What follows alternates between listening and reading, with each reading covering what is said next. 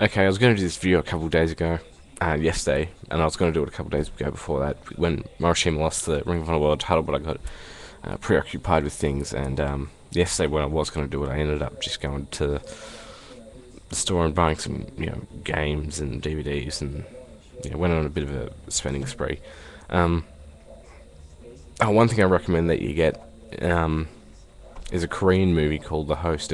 I got it yesterday because I'd heard good things about it, and I'd give it like 5 out of 5 stars. It's a really good movie, and I recommend anyone to go get it if you can. It's a monster movie, but it's really good, even for fans. Even if you're not a fan of the genre, like horror, monster movies, things like that, it's really good. So go pick that up if you can, just like rent it or whatever. Um, anyway, I'm going to talk about Morishima as champion, because I've been asked about it a few times actually. So first of all, I'd like to say that I'd just like to talk about all these people. A lot of people when he first won the title hated him, like saying he was an imitation of Joe. He needed a bra. He beat Homicide and whatever, and he forced Homicide out, or for some reason thought it was his fault and that Homicide was gone, or it's just stupid things like that. But the thing is, not long after Homicide was declared won the title, or how long after Homicide won the title did Morishima win the title? Did Ring of Honor announce they had a pay-per-view deal? Like, it was only a couple months, and as soon as they did that, Homicide was gone. So, they wanted to get the title off him soon because he was going to get the title taken off him anyway. And the Ring of Honor officials obviously had the foresight to realize that once we announce that we have a pay-per-view deal, our guys are going to be gone because it's part of their contracts with TNA. So that's pretty much why. And Morishima was already overcoming in. He was from Noah, and guys who come in from Noah usually start off pretty over anyway. Like Kenta, Marufuji. I mean, because a lot of the Ring of Honor fans are aware of Pro Wrestling Noah and its wrestlers and all that, and aware with and they don't really need to do much to change their style because they can just do what they want. But when I was talking with people on the internet when it happened, a lot of Noah fans, or a lot of Ring of Honor and Noah fans, well, fans who were fans of both Noah and Ring of Honor, really didn't care. They thought it was, might have been good. They didn't care that Homicide lost the title, but it was a lot of the Ring of Honor fans who didn't really know much about Noah or didn't like Noah or whatever. They were really upset about it. Those were the people who were upset about it more. Or my experience says so. Anyway, it wasn't good to have him win the title in his second match, but I mean, they sort of had to.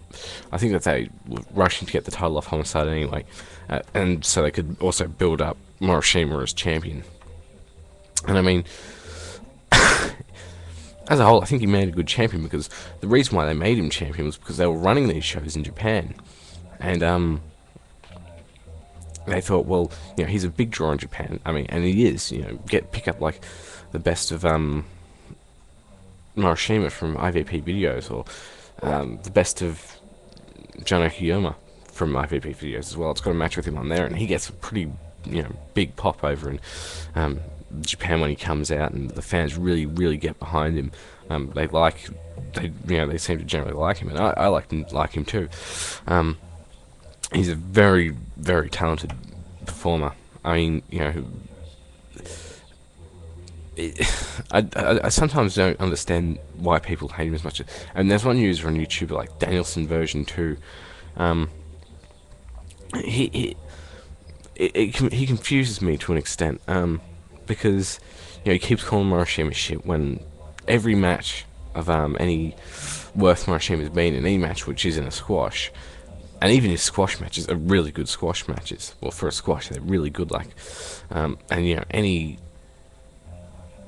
lengthy match is a good match as well.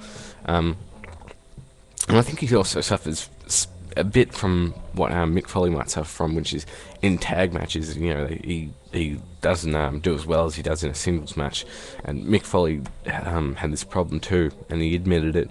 So don't attack me. That when you put into a group of people, you sort of let them do more work than yourself, and you sort of it's like playing. If anyone who doesn't do well in team sports, like I don't do well in team sports because I just let other players carry me because I just can't, play good in a team sport. If it's a team thing where I've got to do my own role or I'm doing something by myself, then I can do a lot better because I have to focus on it. Because if I don't do it, whatever, it just doesn't get done. But yeah, that's what he suffers from in tag matches. But even then, he's really good in. He seems to be really good anyway. He adds to him. He doesn't just sit there and do nothing the whole match. But anyway, back onto Danielson version 2. I read a comment he left on a user who asked me this question. He left a comment saying calling Morishima. It's obviously he's good wrestler. He can get really good. He can get like a 4-star match just about out of anyone in the Ring of Honor roster. I mean, yeah, the Ring of Honor roster's talented, but still, he can do it. He also added some prestige to the title because he defended the Ring of Honor title in the main event of a Noah pay-per-view against Kenta. I mean, that's a pretty fucking big deal because Noah is not a small promotion. Noah is the #1 promotion in Japan, and one of the top promotions in the world. And the Ring of Honor title was the largest crowd it's been defended in front of, which was, I believe it was 13,500 or something at Budokan Hall, and it really did a lot for the title because it also got Japanese fans aware of Ring of Honor, fans who didn't know what Ring of Honor was before. They saw this belt that Morishima was carrying, so they'd look it up on the internet and they'd buy the DVDs, and then when Ring of Honor came to the show, they went to it to see what Ring of Honor was about, and that's why he was given the title, because so they could expand the fan base into Japan. Also, because they have very strong Ring of Honor has very strong ties with Noah, and another comment Danielson version too. I sort of got sidetracked. He said it's good to see Nigel's champ because now he won't be in mid card or wrestling in the mid card anymore. But what? He was in the main event of Driven. He was in the main event of Respect His Own. He's in the main event of I don't know if it's the next pay-per-view or maybe the one after. But I mean, he was in one of the main events at what was it? Glory by on a night. He's been in tons of main events. He's not a mid carder. I mean. And it's obvious because he's main evented fucking tons of shows in the past. So to say, no more mid card for Nigel, what the fuck are you talking about? Morishima was in fucking mid card in Driven when he squashed Jimmy Rave. He was in the fucking opening match of Respect His Own. So fuck, you've got it the other way around. Anyway, if you think Morishima was a good champion, he held the title for nearly 8 months. And he had a bunch of really good matches, like with Danielson, with McGuinness, and when McGuinness finally did beat him, it meant something because Morishima was built up to be unstoppable, and we saw that when he squashed B.J. Whitmer and Jimmy Rave, people who weren't to be taken lightly in Ring of Honor. He defended it against Kenta, who was unbeaten, or someone. He was unbeaten at one point in Ring of Honor, but he's really over in Ring of Honor. But I mean, he just played his part so well, and that part was this sort of like what Taz was in ECW when he was ECW champion, or Mike Awesome. He was just a dominant champion, and he did that really well for 8 months. And then when McGuinness won the title, it means something more because if McGuinness beat Homicide, it wouldn't have meant as much. And Morishima really did something for Ring of Honor when he handed the title to McGuinness and shook his hand.